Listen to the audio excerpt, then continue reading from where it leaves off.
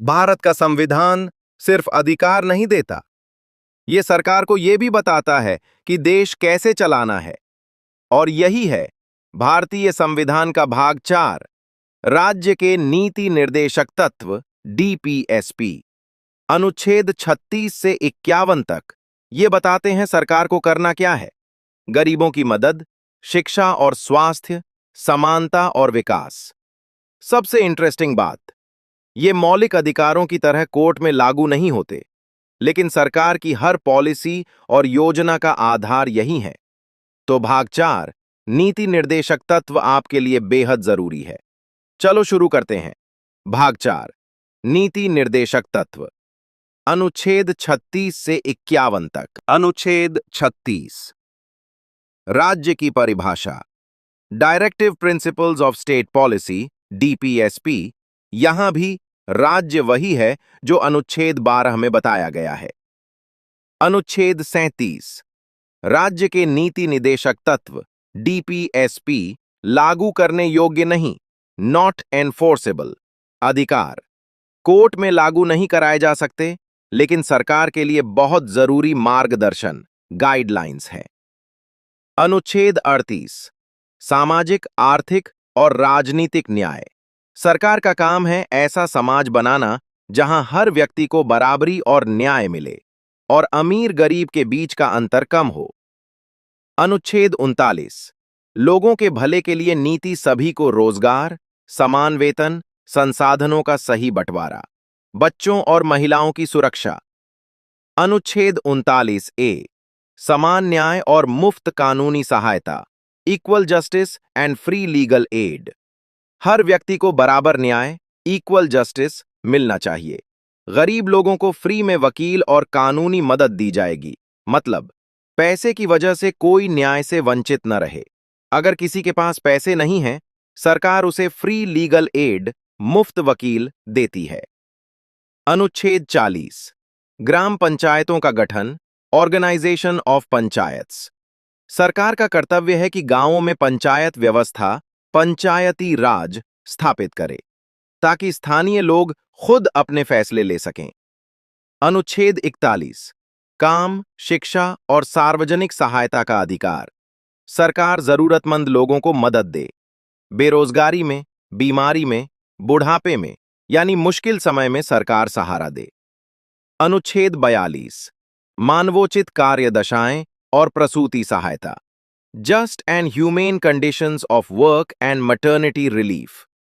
सरकार को ऐसा प्रयास करना चाहिए कि मजदूरों को सुरक्षित और अच्छा काम का माहौल मिले, काम के घंटे और परिस्थितियां मानवीय, ह्यूमेन हों।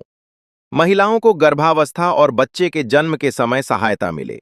अगर कोई महिला नौकरी करती है तो बच्चे के जन्म के समय उसे छुट्टी और आर्थिक सहायता, मटर्निटी बेनिफिट मिलनी चाहिए। मजदूरों के कल्याण से जुड़ा बहुत महत्वपूर्ण अनुच्छेद है। अनुच्छेद 43, उचित वेतन और सम्मानजनक जीवन स्तर, living wage and decent standard of life. हर काम करने वाले व्यक्ति को ऐसा वेतन, सैलरी मिलना चाहिए जिससे वो अच्छा और सम्मानजनक जीवन जी सके।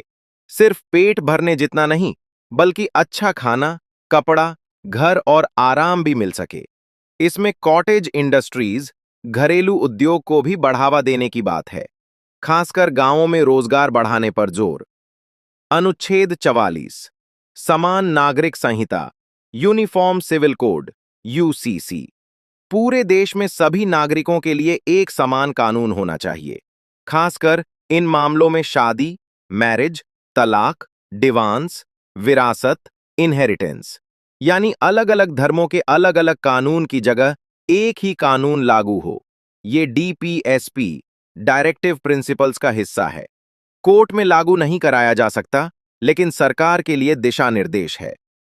अनुच्छेद 45, छोटे बच्चों की देखभाल और प्रारंभिक शिक्षा, early childhood care and education. 6 साल से कम उम्र के बच्चों के लिए सरकार को देखभाल और प्रारंभिक शिक्षा, प्री स्कूल की व्यवस्था करनी चाहिए। नोट, पहले ये 14 साल तक शिक्षा से जुड़ा था, बाद में 86वां संशोधन 2002 से बदलकर आर्टिकल 21 ए, 6 से 14 शिक्षा, बना दिया गया। अनुच्छेद 46 कमजोर वर्गों SC/ST की शिक्षा और आर्थिक उन्नति। सरकार का कर्तव्य है कि SC/ST और अन्य कमजोर वर्गों को आगे बढ़ाए, उन्हें दिया जाए अच्छी शिक्षा, एजुकेशन, आर्थिक मदद, फाइनेंशियल सपोर्ट, सामाजिक अन्याय से सुरक्षा। जो लोग समाज में पीछे हैं, उन्हें आगे लाना सरकार की जिम्मेदारी है। ये सामाजिक न्याय, सोशल जस्टिस से जुड़ा है। सरकार कई योजनाएं और आरक्षण, रिजर्वेशन इसी आधार पर देती है। अनुच्छेद 47 जनता के स्वास्थ्य और पोषण का स्तर बढ़ाना, पब्लिक हेल्थ एंड न्यूट्रिशन। सरकार का कर्तव्य है कि लोगों का स्वास्थ्य, हेल्थ अच्छा बनाए, पोषण, न्यूट्रिशन का स्तर बढ़ाए। लोगों को अच्छा खाना प्लस अच्छी सेहत मिले। शराब और हानिकारक चीजों को कम किया जाए, ये पब्लिक हेल्थ पॉलिसी का आधार है। सरकार की कई योजनाएं इसी पर आधारित होती हैं। अनुच्छेद 48 कृषि और पशुपालन का आधुनिकीकरण, एग्रीकल्चर एंड एनिमल हस्बेंड्री। सरकार का कर्तव्य है कि खेती, एग्रीकल्चर को आधुनिक और बेहतर बनाए, पशुपालन, एनिमल हस्बेंड्री को बढ़ावा दे, साथ ही गाय, बछड़े और अन्य दुधारू पशुओं की रक्षा करे। अनुच्छेद 49 राष्ट्रीय महत्व के स्मारकों और ऐतिहासिक स्थलों की रक्षा। सरकार का कर्तव्य है कि ऐतिहासिक स्मारक, किले, मंदिर, पुरानी इमारतें आदि को सुरक्षित रखे। ये भारत की सांस्कृतिक विरासत, कल्चरल हेरिटेज को बचाने से जुड़ा है। उन्हें नुकसान से बचाया जाए। हमारा इतिहास और विरासत, हेरिटेज सुरक्षित रहनी चाहिए। अनुच्छेद 50 न्यायपालिका, जुडिशियरी और कार्यपालिका, एग्जीक्यूटिव को अलग करना। जो चीजें राष्ट्रीय महत्व, नेशनल इंपॉर्टेंस की हैं, सरकार, एग्जीक्यूटिव और अदालत, जुडिशियरी अलग अलग काम करें, एक दूसरे के काम में दखल न दें। जज अपने फैसले खुद लें, सरकार का दबाव न हो। ये न्याय की निष्पक्षता, फेयर जस्टिस के लिए बहुत जरूरी है। इसी से लोकतंत्र मजबूत होता है। अनुच्छेद 51 अंतर्राष्ट्रीय शांति और सुरक्षा को बढ़ावा, international peace and security. Bharat को दुनिया में शांति, पीस बनाए रखने की कोशिश करनी चाहिए। दूसरे देशों के साथ अच्छे संबंध, फ्रेंडली रिलेशंस रखना चाहिए। अंतर्राष्ट्रीय विवादों को बातचीत और समझौते से सुलझाना चाहिए। ये भारत की विदेश नीति, फॉरेन पॉलिसी का आधार है। अंतर्राष्ट्रीय कानून और तो दोस्तों, आज हमने समझा भारतीय संविधान के भाग 4, राज्य के नीति निर्देशक तत्व, DPSP।